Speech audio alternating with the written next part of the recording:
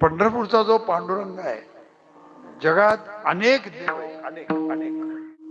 आमच्या पंढरपूरला जर आलात एकाच मूर्तीमध्ये तुम्हाला महादेव दिसेल, गणपती दिसेल, ब्रह्मा दिसेल, विष्णू दिसेल आणि शिव दिसेल. भगवंताच्या तुम्ही मूर्तीला हात लावा, मस्तकाला. परब्रह्मलिंगम भजे पांडुरंग.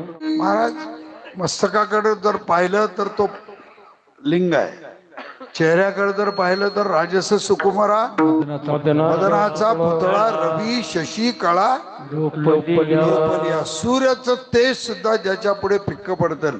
धनीन पुरे गाता रूपदृष्टीने हाळिता बरवा बरवा पांडुरंग कांती सावळी सुरंग. असं त्या पांडुरंगाचं रूप आहे. देवाच्या बिंबीकडे जर पाहिलं तर जिथून या सृष्टीची उत्पत्ती झाली, स्थित झाली आणि परत विनाश होणार, इतकी ताकद आहे महाराज. देवाच्या पायाकडे जर पाहिलं तर महाराज समचरण दृष्टी देवरी साजरी.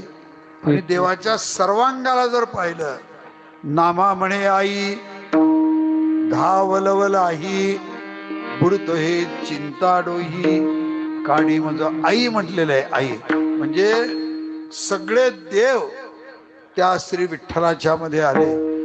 म्हणून पंढरपूरला आयुष्यात वर्षाच्या 4 मोठ्या वाऱ्या कराव्याच लागतात.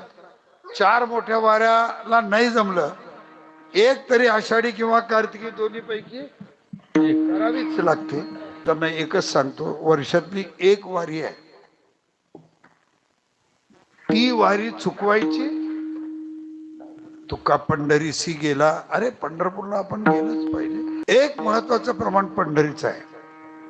तुका म्हणे आम्हा अनाथा कारणे पंढरी निर्माण केली देवे. अरे देवानं पंढरपूर तुमच्या आणि माझ्यासाठी निर्माण केलं.